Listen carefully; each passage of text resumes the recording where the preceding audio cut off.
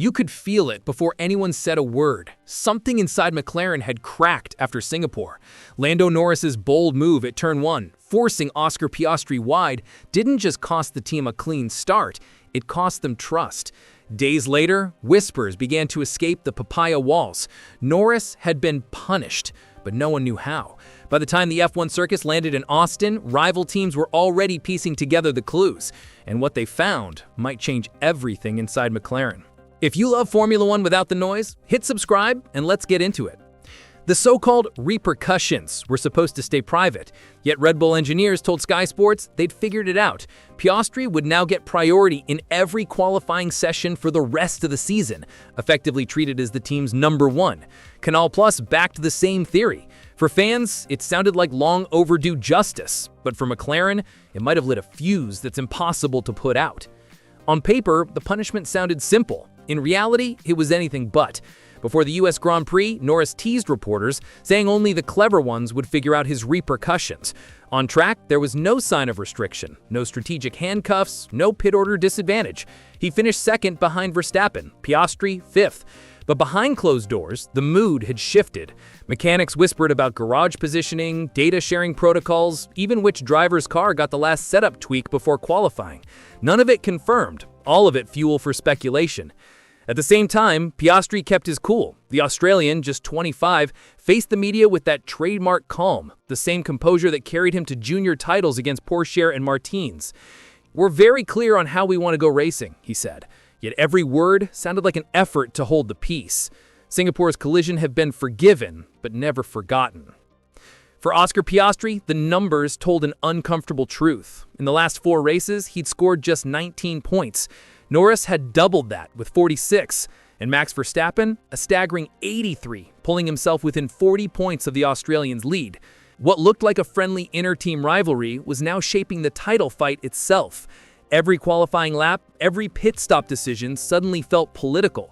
If Piastri truly had number 1 status, it wasn't showing on paper. Not when Norris kept out-qualifying him and Verstappen's Red Bull was closing in like a predator that smelled blood. At McLaren's garage, engineers insisted there was no bias. But optics matter. When one car keeps finding pace and the other keeps explaining, "We didn't maximize the setup," the world starts drawing its own conclusions. Ted Kravitz joked, "If these are repercussions, they hit like a wet lettuce leaf." Yet under the humor, the unease was real and growing. Within McLaren, hierarchy has always been a ghost topic, never confirmed, never denied. But in Austin, that ghost started to take shape. Engineers quietly referred to Oscar's lane and Lando's lane, code for which driver's setup path took priority in overnight simulations. If Red Bull's theory was true, that Piastri now chose his qualifying order, then the power balance inside the team had shifted, even if only symbolically. Still, it was Norris who stood on the podium again, smiling through gritted teeth. His body language said everything, unbothered, defiant, maybe even daring the team to hold him back. Meanwhile, Piastri kept preaching unity. "We've had very productive discussions," he told media. It sounded rehearsed but necessary, a young title contender trying to sound like a veteran politician. For a team chasing its first driver's title since 2008, internal peace is priceless. But in Formula One, peace rarely lasts past the next corner.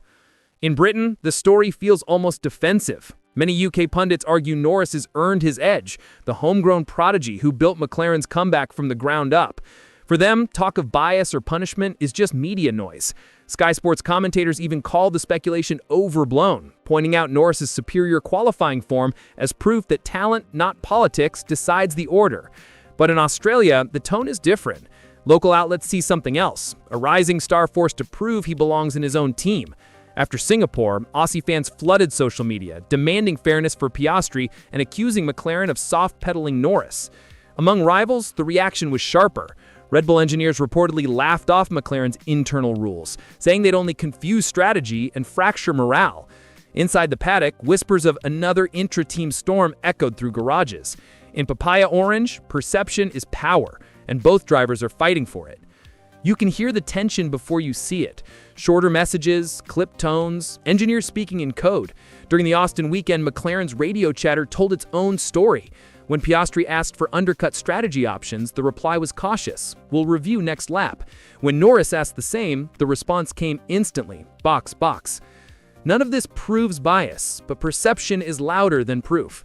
The paddock noticed, and so did fans replaying team radio clips online.